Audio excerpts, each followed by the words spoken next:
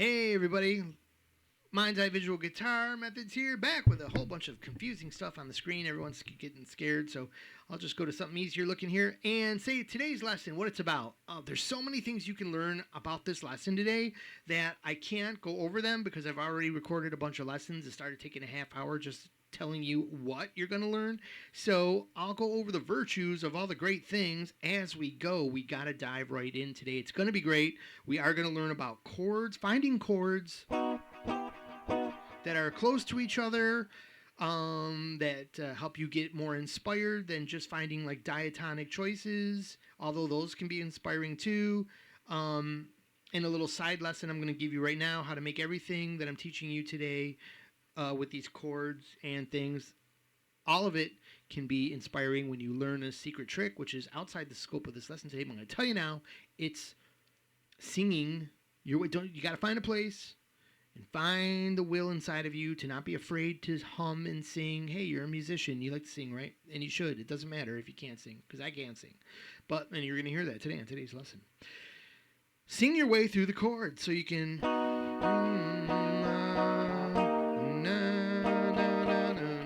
The melody really can connect any alien chord setup, which is the real secret to making these pieces of music where people found borrowed chords and people just made up something cool and were inspired to make a whole cool new song because they found two chords that they thought sounded good together, and come to find out it was found a melody through it and then built the whole thing on the harmonic minor scale, and would have never explored all that stuff being, trying to sit here, trying to milk the diatonic scale for something else good out of it that somebody else already hasn't done 8 million times. So that's where all that, that's some of the virtues of today's lesson. So how do we do all that? How can we find any chord right next to any other chord anywhere on the fretboard? Maybe not just like that, but you probably will get to that point. But you could start by doing it with just a couple of things to think about, and you can do this anywhere. And how will this help you? Well, it helps you see the relationships between the chords, helps you get other chord movement ideas that aren't just the same, movement of the big bar chords repeating the whole song. It can help you connect, find areas of the fretboard to solo over. It can help you find, tie in with a huge idea here, and that's call and response. If you haven't understood call and response, or still seems a little ambiguous, as it always is when people just explain it like, well, you make a call, and then you have a response.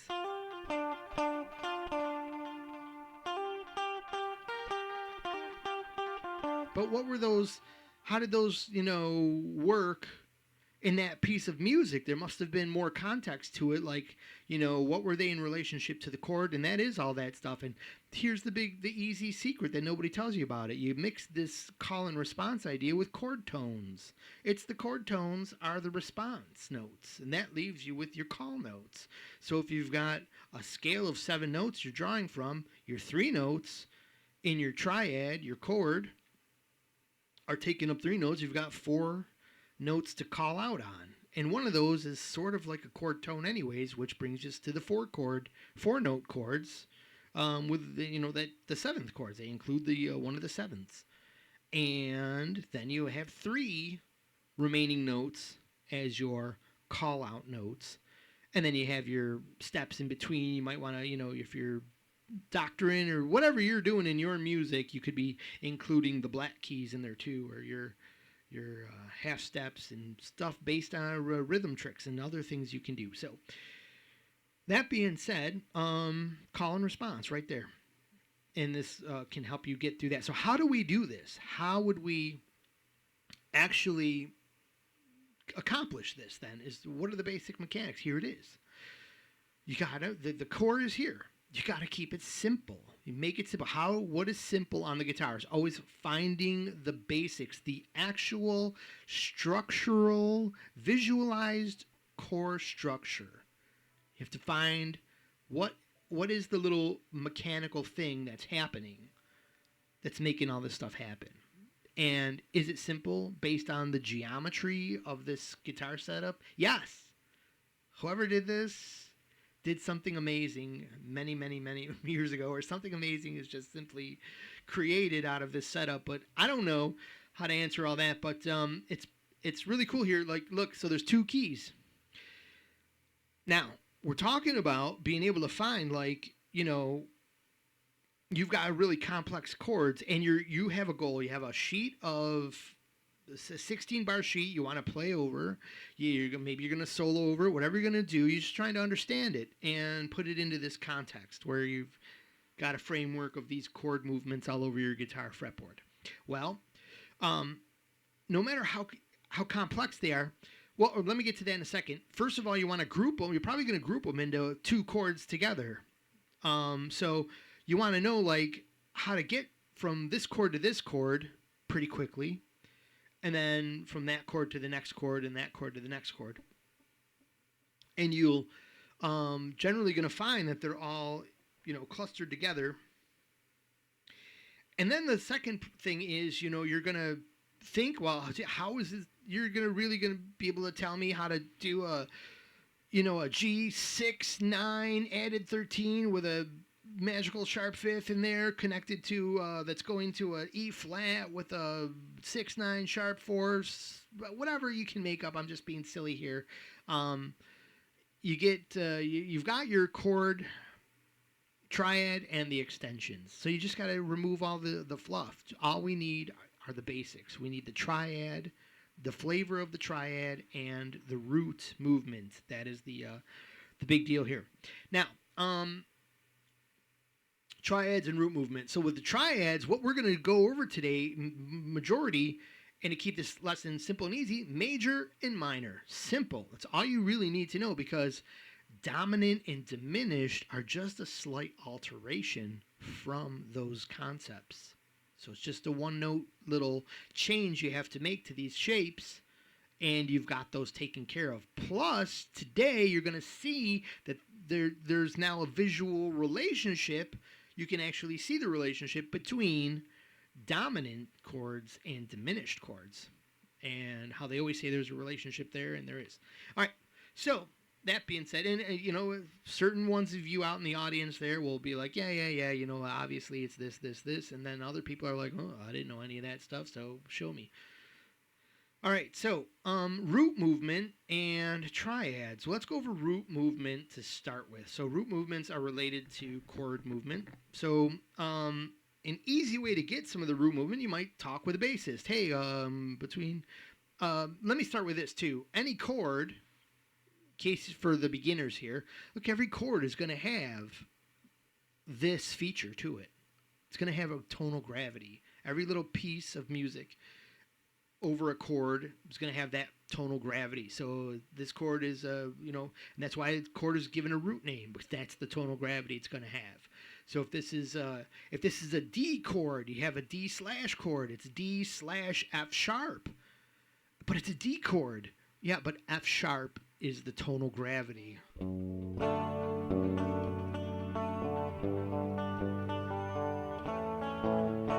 And you can actually experiment with both, using D as the D for the D chord as the tonal gravity there in your fact finding.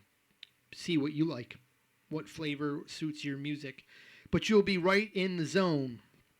Even if you're finding things that are close, but maybe not the sound you want, you're still there, not just going, what's here? What's there? Oh, no idea. All right, so root movement, is this easy? You might ask the bass player. So chords are always going to have these, moved by these roots. And the bass players it's going here to here, and if he's lucky, if you're lucky, he's playing, the root is in there, or if he's playing root 5 or doing whatever he's doing, maybe he's at least got a root note in there so he can show you, tonal gravity here, tonal gravity there. But you can figure that out for yourself. You know where, your G chord is, and you're this chord and you're that chord. But you might not realize, learning these, chords up the neck here, C, the D minor, the E minor, and that for the C major scale, you might start, you kind of visualize, as I did as a beginner, these chords are all so far away, or the C, and then it's just kind of a different shape here, but you don't realize that this pattern is, that's one of the real estate zones with all these open chords show you, like, well, I guess this shows you right here. I was going to show you another way, but look at, you got like A, right in this real estate zone here. I got A, a B, a C, a D, an E, an F, a G. So right there, you got, if you got them all in a cluster there, then you got all in a cluster here and all in a cluster here, and then it repeats. And you can see that right down here. Root movement is, you're going to be able to catch any note in this zone right here. So no matter where the root is actually jumping to on any instrument, it's still in this zone. As you can see here, you got A, B, C, D, E, F, G, and then all the black keys here with one octave doubled up here. So 6 black keys when there's actually 5. And so that tells you that, okay, every note's available from this in a small movement. And so if root movement is only really possible, all the possibilities of root movement are in this cluster, that tells you that you can literally grab any chord in a cluster, in a simple, small area of the fretboard. Because we're going to make chords simple. How are we going to make chords simple? We got to just get down to the triad. We can ignore all these extensions. It doesn't matter if it says sharp 9, 13, whatever it says. You're just going to look at, it's a, what the root name is and what the quality is. Is it major or minor? So now it sounds like still, you say, okay, Mark, well, it still sounds like you have 12 choices. And you don't. You only have 6 choices to worry about in root movement. You say, well, wait a minute, how are you going to catch 12 different possibilities with only 6 different moves? How can that work? Although you see a correlation, it's like, it's half. 6 is half of 12. What's going on here? And remember, everything on this guitar, it's a mirror image. The circle of fifths is a mirror image of itself. Everything is this little connection I'm going to show you here. If you flip this picture upside down, it's a palindrome. It'll always look the same no matter which way you rotate it, 180 degrees in whatever direction. It'll always look the same. So anyways, that's all just kind of neat. And that helps us do things, find out how people make things easy, what they might really know, that it can do some of these tricks on the guitar. All right, so what we can see here is that there's root movement. There's a similarity in root movement. First of all, we can kind of see I can show you here, like, just geometrically. If I move to this third, well, how would I know it's not root to flat 6? It would be the same notes. So, like, for example, C to E. Am I going root third? Or am I going root flat 6 to a lower flat 6? How do you know? Well, you'd have to establish one as the root. Now I'm moving up on that third and then back down to a root. And I am going to tune my guitar like I should have before this lesson started up here. Luckily, you guys don't have the pleasure of seeing my DAW here. Let's get the tuner up and rolling here. Click on this. Why is that string? Well, that guy is a little flat. All right. Everybody's a little flat here today.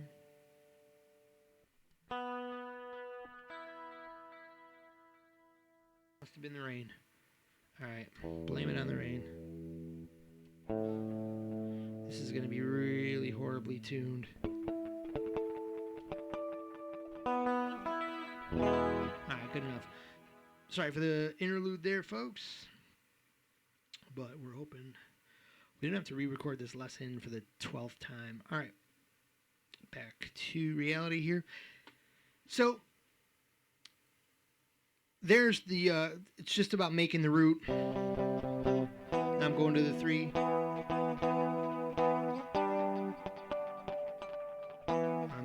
With that, but anyways, yeah, so now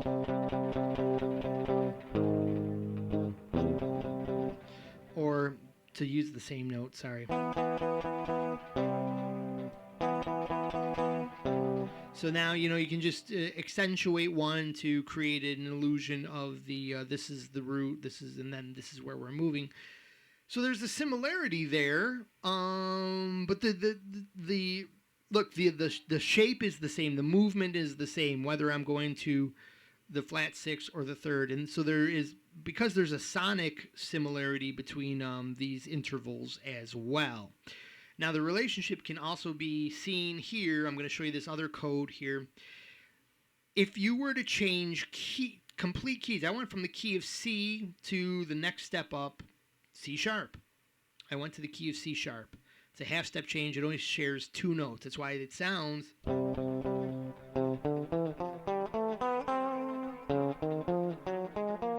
It just sounds like a pickup, and there's nothing really related there. But now if I switched,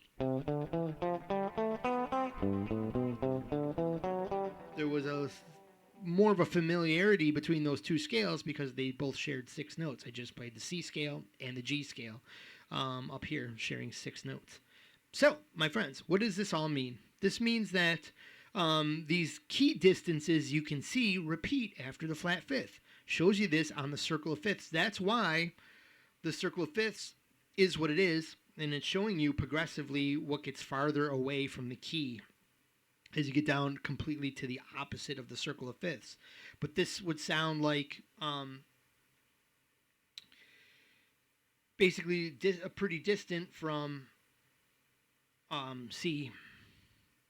But anyways, and they say like this is brighter and then this gets progressively darker, something like that, but not the scope of our lesson today. But anyways, you can see that, as you go around, like this would be F, this would be G. If you know your circle of fifths, then like B or D, A, E, B. Anyways, this shows you the relationship on each side of the scale. There's a mirror image. So that means that because of this close deal, one movement will work for the same interval structure. You see why I make these lessons 2 hours long? Because I take a million years to say this simple thing. So but I'm trying to, some people just don't grasp it right away. That's, I guess, what I'm thinking out as I try to explain this. Getting to the person that's like, well, that can't be real, but it is. Okay, so you got to accept that and you can come back and study it. So I show you here, like for example, that a flat third equals 6, because this is something interesting to know. It'd be neat. I thought when I first learned this, I'm like, oh, it must be real easy. Flat third, flat 6, regular third, regular 6. Well, of course, it's music theory. It's always harder than you think, so it's the opposite. You have to, if you got a flat third, it is going to also work if your bass movement is going from a root to a 6, same thing. If your bass movement is going to a flat 6, it's the same bass movement as a major third. So we'll just use the major third then. We'll just use the flat third and we'll eliminate the 6. So basically, this yellow line shows you all we're going to be responsible for in this case. We're not going to worry about moving our chord shapes a half step up because you don't have to know anything else. You're just taking your one shape and moving it up a half step. Who can't do that? So we can eliminate that, right? Now, we could really eliminate the whole step 2 because that's so easy, and it's called the trucker gear change modulation in music. It's pretty common at like the end of songs that you don't want to uplift it or something like that. So it's pretty common. Some songs might go down that step. It's reasonably common, and it's got some tricks to it, so I did include it. It gives us a little complexity, but we did include that. Consider that optional, but the most important changes you want to know are then these. Changing to the root movement is going from to a flat third, because some of these are not in a key, and you want to know how to handle them, and you want to hear them really quick and hear how they sound and see what emotions they can give you too. So we've got root to a third, root to a fourth, root to a flat fifth, a tritone away, not as common as probably the least common of all, but perhaps Definitely, there's some things worth knowing there because it can get you to some cool harmonic minor sounding progressions. So we're going to include that. So we went over all that. Okay, now so we only need to visualize these 6 root movements. Root to, that's exactly what I just said. Maybe I should have used that for clarity. Root to 2, flat third, third, fourth, flat fifth, and fifth. Okay, so what we need to know is our basic root movement of our fretboard, but we also need to know the fretboard's problem. So we got, and please put up with the so-ums throughout the lesson. It's just kind of the mental pause I need to collect my next thoughts. We're dealing with the D, G, and B strings. These are highlighted, and it says 4, 3, 2 here for this reason. It's string 1, 2, 3, 4, 5, 6. So that's why we're calling these the 4, 3, 2 chords. I'm using the 4, 3, 2 setup today. You could also use the 3, 2, 1, but I think 4, 3, 2 just works a little bit better for everything. Gives you a little bit more of a mid-range guitar sound to your chords than so high up. You can miss some of the upper extensions if you're always trying to build your chords on the top 3 strings. You can get more upper extensions in there. So the opportunity to get an upper extension in there. So if you need it. So I like to use the 4, 3, 2. So that explains that on the D, G, and B strings. And this is going to be our root movement, basically, but of course it's never this easy. We got to go over the fretboard anomaly. That's part 2, and it's coming right up in a second here in this lesson. So you've got this root movement here. And so here, 5, my root movement here. Now I'm on the 5th string. My 5, a 4, I need a 3, going to move to a flat third, minor, major, you can hear it, happy, not so happy, my 7s, my 5, then the 2s, and the 6s. All got some possibilities of coolness to them. So, there they are, but the root movement is not exactly the same, and especially over this area where we want our chords, so we have to learn something here. So, but these were the 4, 3, 2 triads. This is speaking. The neat thing about triads is there's 3 notes in a triad, and there's also 3 shapes that make up span the fretboard. And all you need to know are these 3. We're going to call this one. Maybe I should have put this here. Maybe we should call it shape 1. I'll reference this as 2 and 3, so remember this throughout the lesson. If I'm saying shape 1, it's the one that looks like a 1, really easy. And we'll put this where you know it already, over A. And then you see, oh yeah, that's right under the A chord. It's part of this helps you see the cage shapes. And then you got this weird one here. And you can see if you put your root here, that's where the root is. So there's an A. And you're playing, you say, oh, that's the C shape. I'm just figuring it different to cover the open. It's the same as that C shape down there. That's why it's called the C shape. All right, so these 3 shapes are all you need to get up the fretboard.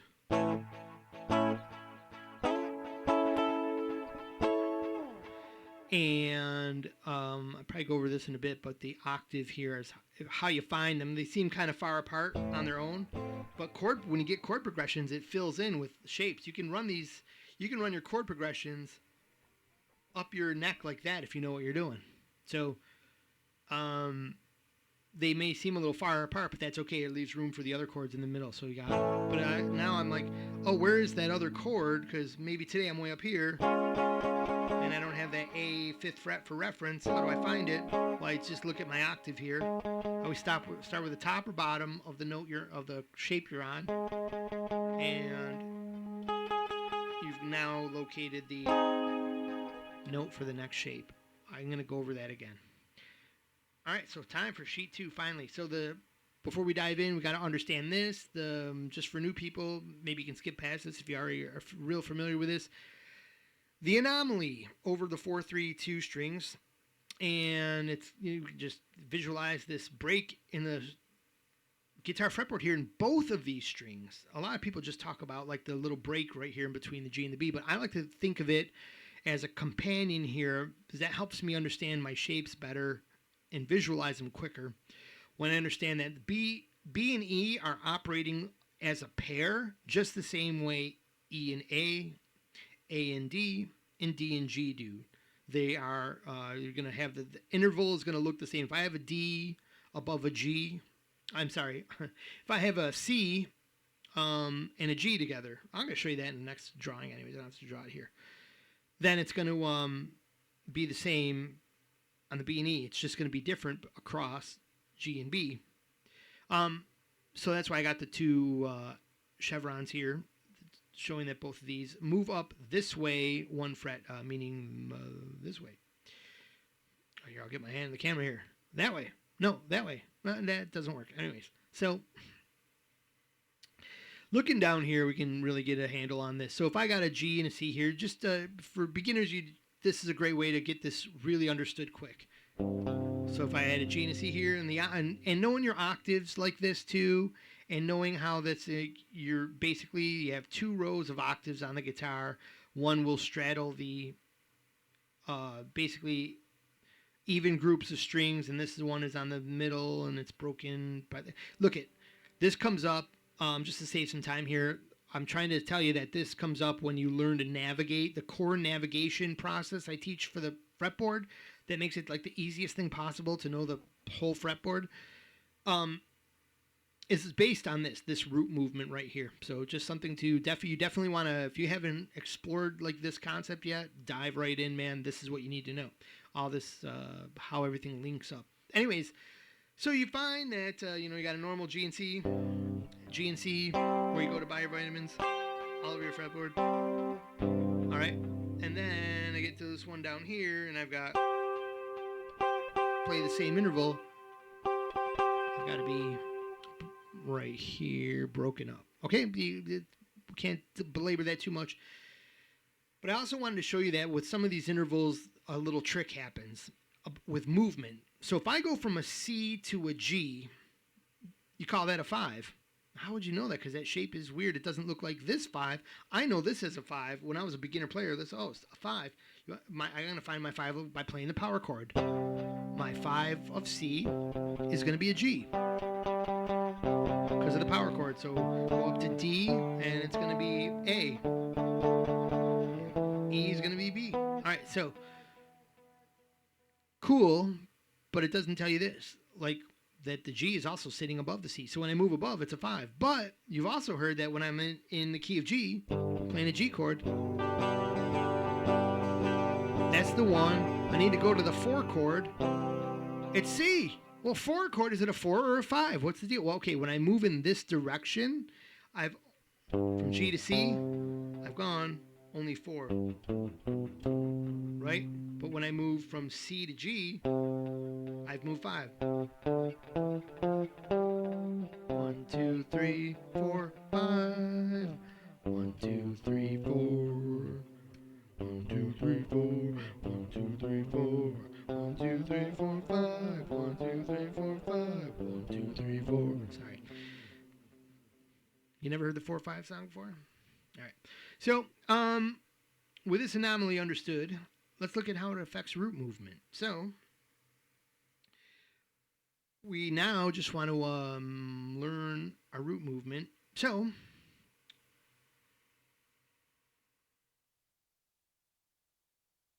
beans. I've got a little mix-up on my sheets here. That's where I wanted to be. Why do I have that one in there? What is this one? I don't know. Oh, wait a minute. Okay. This is where I wanted to be. First of all, let's just look at this sheet really quick. This is the basic root movement anytime on your 4, 3, and 2 strings. You're going to have, and basically, this is going to be, it's obviously the same chord. So you have 3 root movements, here, here, and here. Let's go back here. Okay, this actually is going to be a little more insightful. So if my root is here, this is all I need to know. Number 1, it corresponds with one of the 3 shapes, and this is the shape. This is the number 3 shape. So if I'm on the lowest string, number 3 shape. And then I'm going to want to move to one of those roots to cover any kind of chord. Like, so if I move from root to flat third, if I reverse this could be root to 6. That's how the reversal works and why we only have to know this half.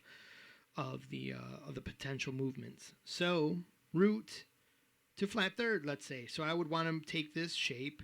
Now I want to take the shape with the root that's on top. So where's that shape? We'll look at this sheet really quick. Here's my, it's going to be like we got to build the fundamental shapes after you check these roots out. You got to build the fundamental shapes. I think this one was I think I got these sheets out of order. But anyways, so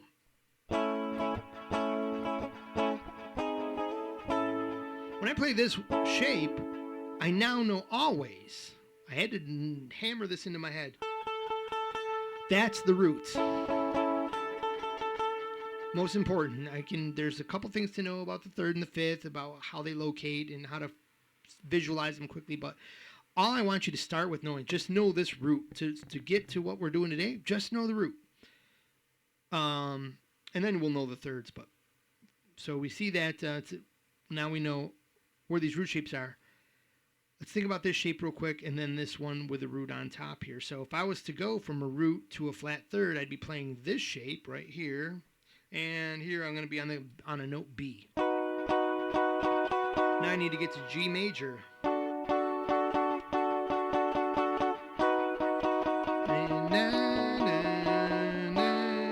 You've heard this a million times. Do do do.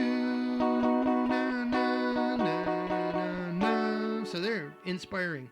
And so, instant inspiration. But I want to make that minor. I want to go from the chord in my song is G minor. So we're going.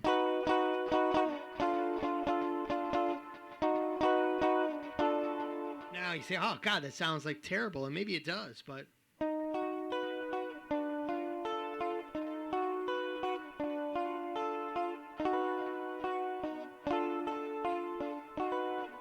cinematically, that may have a concept behind it. They all do.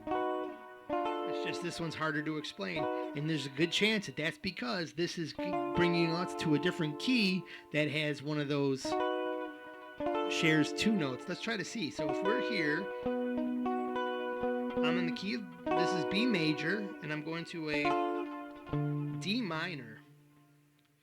So D minor to B major.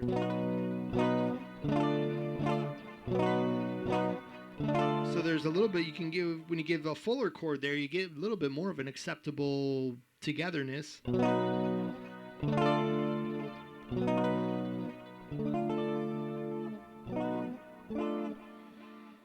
And you can tell, like, that's not, and there's no relationship. There's no a major chord with a minor chord, half flat third above. So obviously it's not a major scale progression, but that's probably something you could pull out of the some version of harmonic minor and get a scale that would work over both of those.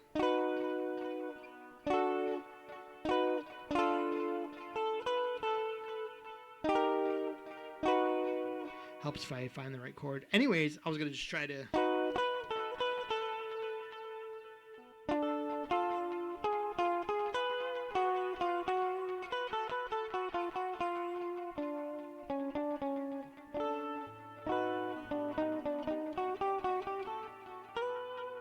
something like that, right? Anyway, so, it just goes to show you, or I'm just trying to show you can figure all this. You can figure a lot of things out, come up with a lot of new things, messing around like this. So now we've got, we need a root on the G string. And basically what we need to do is we need a root to make this happen. All we need is these three chords, we're hoping, have a root. Basically, let me explain like this. If these three triad shapes have a root on one on each string, each one has a root on one of these strings, then we're in business. And that's what works out here. This shape is this root. This shape has the root in the middle.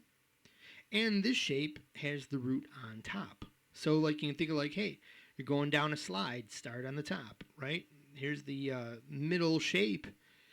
It's like a wall in the middle of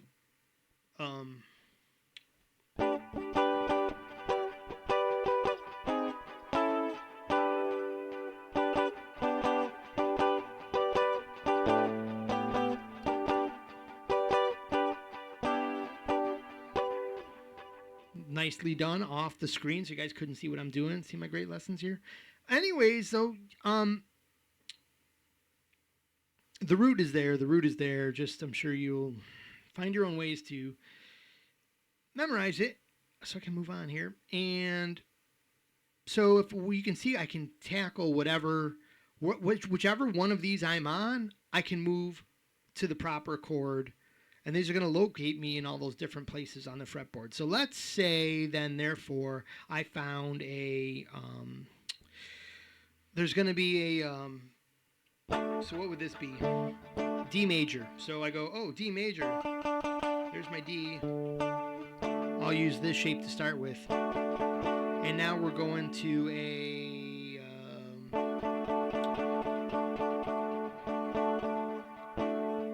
an A something or other. So A is a 5 above D. And there you have it. It's going to be straight up, and there it is. There's the 5. And so we're going to a tritone from D. Our root movement is going to be a third away. Okay, it's going to be a third. Let's settle on that. So we're going... Nope. That wouldn't do it because we played the... that would have been a... Our root was here where the plus sign is. So that would have been a 5. Sharp 5. So that would have been a 6. Equivalent to the flat third. Anyways, so we want to go with... If I wanted to go a third from this D, Triad.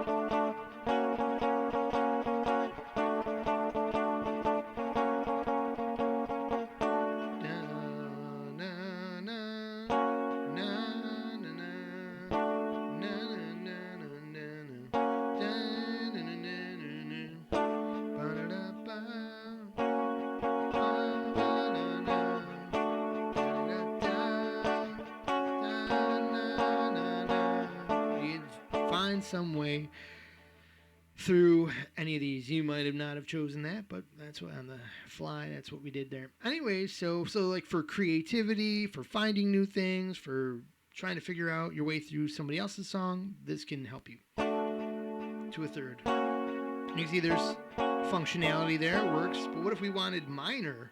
Well, where do we got? We need a minor shape for that. So now here's a side note. Well, if I tell you that now, it's going to confuse, maybe confuse the beginners. But, you know, as a technical, these shapes are pretty magical because these major shapes can technically be turned into other chords, other qualities. I could turn this major shape here for A major. But if the bass starts playing that's all it would take is the bass to play that note there, F sharp. Oh.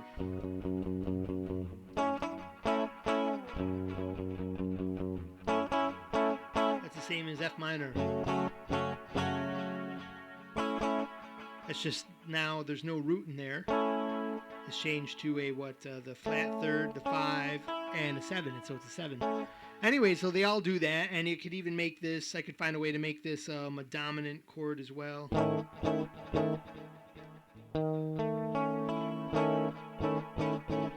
Something like that. Anyways, it doesn't really matter. All I can tell you is, it would be this shape. My bad. So all that stuff can happen. But you don't need to do that. We're just going to switch shapes here is what I'm trying to tell you really quick. So we're just going to switch shapes. And so to do that, then from the importance of knowing where our root is in every one of these, we're going to want to know where our third is. And the third is always below or towards the floor on our guitar fretboard, the root. So if you have a root on bottom, that by default puts the root at the top, because the 5 is always going to be above the root. So if you've got that rule here, that process of elimination puts the third there. So now that you know that, now you can make the proper alteration, because you do want to know, once you've located your root, the shape is going to be specific. So like, for example, from this, this is a minor shape right here. Sorry. instead of playing all the notes straight up and down on the 12th fret here, I'm playing the G string down on the 11th fret. Right, so now I've made a little minor triad shape. Now, did this minor triad shape, did it come from this one? Or did it come from this one? You can hear it's hard to hear it if you're new. And you might guess wrong. But there's a certain one that's going to... So, like, it looks like both of them could turn... Both of these shapes could turn into that minor shape. This shape... Actually, all three of these could have logically... Like this one. But you can hear they all have a slightly different quality because they're technically three different root movements there. Because I'm using different chords. Only one corresponds to one shape. So let me show you. So and it's this simple. Like a D chord has the major third, and then you lower it to the minor third. Now it's a D minor. So you got to lower that third down. So we know that with all of these shapes, all we have to do is lower them down, and then they become these other familiar shapes. So we go from this one, we see it directly, it's going to transpose. I'm going to, for the one shape, I'm going to use this shape. And you should be at this moment going, oh yeah, because that comes from this caged. That's the A chord shape, caged shape. Or what we know as the bar chord on the 5th string. All right, so then we got the, this one falls down to that shape that we know. Oh, that's that minor shape. And then we can see that the C shape here collapses into that, which is still the C caged shape, C minor caged shape. So that kind of gets you, a real quick way to be like, oh, okay, yeah, here's the shapes, the major, minor triad shapes, and because now we know the proper link up to. There's not just a messy like. What even, where did I go? What is that?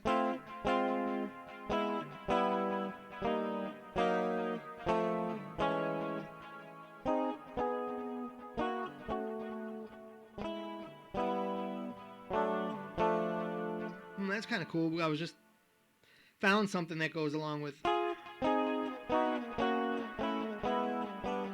There's these weird two shape link ups that sound cool going down the fretboard chromatically, I found. But that's a little bit beyond this lesson scope today, but you look for those too. So anyways, and find out what you can do with them, and then realize that Alex Lifeson beat you to it when he went.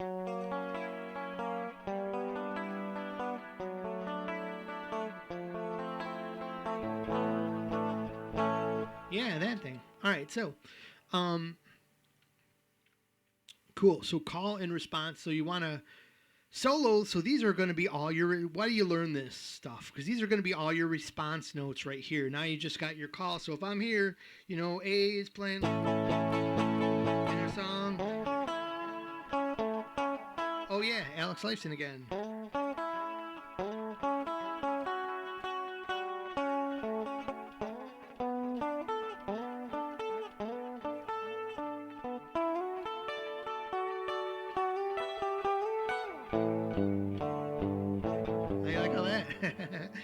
So you got a lot of those. There was this chord shape in there. This chord shape was in his solo. So look at all this stuff, that this is the real stuff in real music. So these are going to be your response notes. Maybe it's a...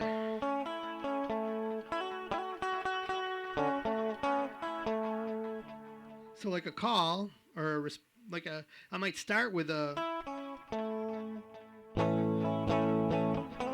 pickup from the chord tones, but make the call, because there's usually a question in a call. Someone's asking a question, and then the answer comes.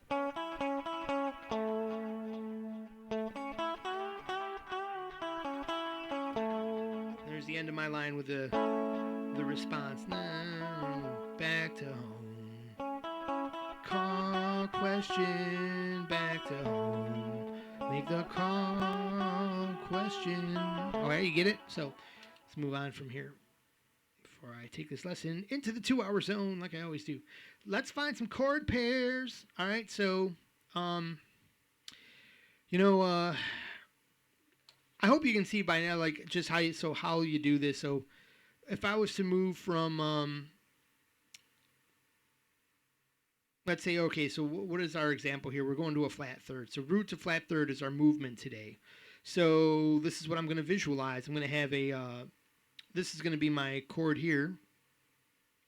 And see, I did another lesson here. I recorded this and I was building this as I was talking. So I'm not so sure what I mean, this is the formula here, but so let's say well,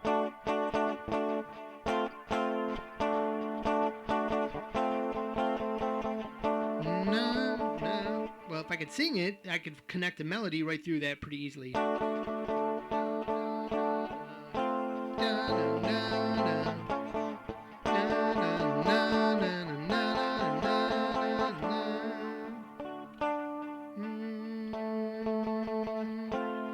So I'm using the connector note.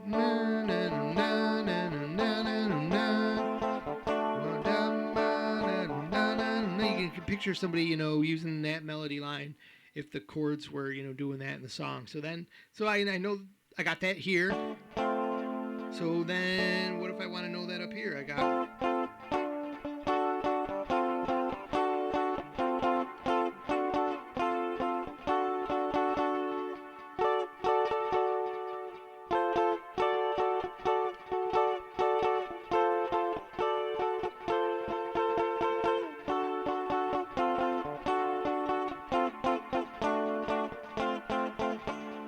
So see how I, was able to get quickly creative all up and down the neck once I was able to visualize the connection here.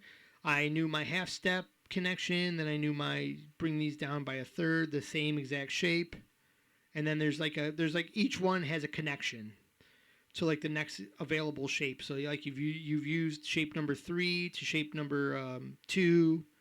So then you walk 2 down to 1, and then walk 1 down back to shape 3. This is one way you could like think about what was going on there, and that was the movement here there. So we added D to F. So you could think about it like that. So that the bass movement is here.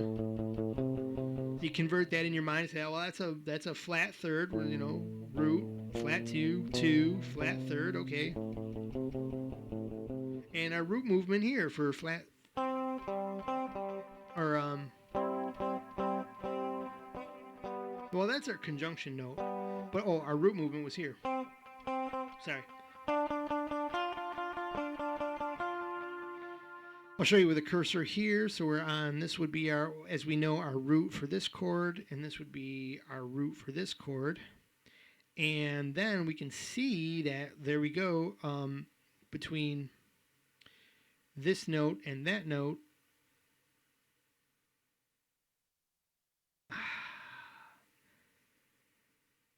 you are...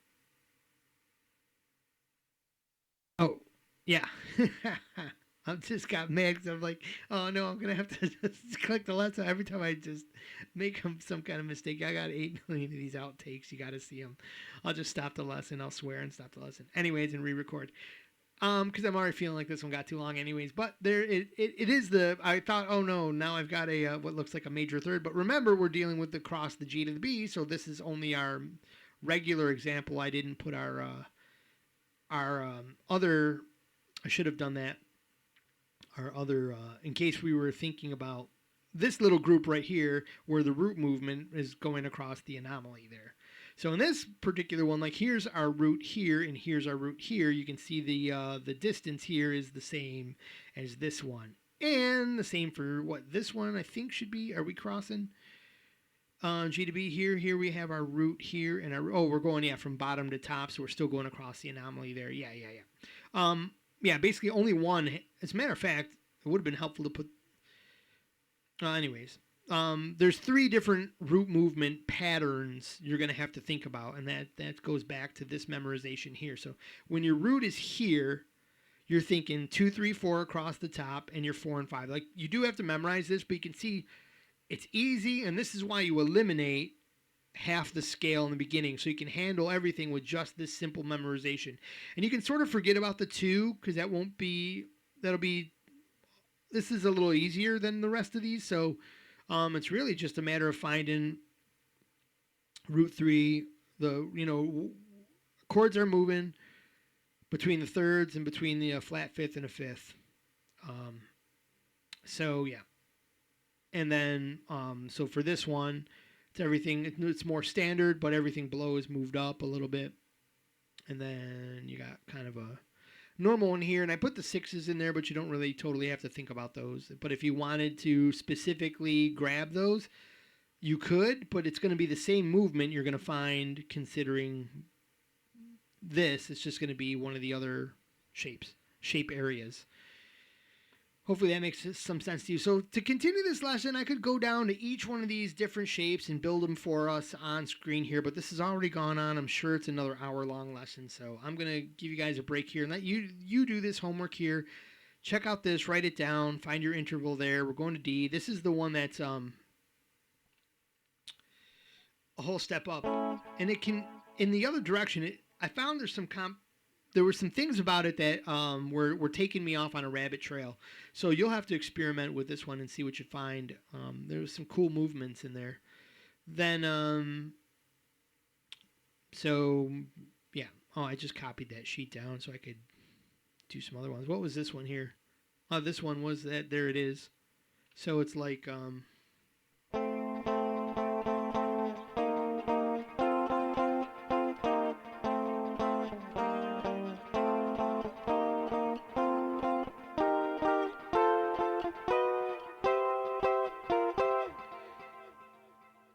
yeah, it's pretty cool. So with that being said, I'm gonna stop the lesson here and ask any questions. The big deal the big the big deal will be is if you have any questions during this lesson, ask them in the comments below. So maybe I can make a more condensed version or something. And just comment. What you thought. Was this helpful? Was there any kind of learning? Does call and response become more clear from this lesson? Does this help you? Finding that trail of chord progressions up the scale. It's usually like a series of a bunch of repeats. Once you get them figured out, it's really easy, and then it sounds cool. So let me know if that helps you, if that you thought that was cool. And check out the merchandise links down below. If you felt like this helped you, if you felt like this was worth a $25 lesson,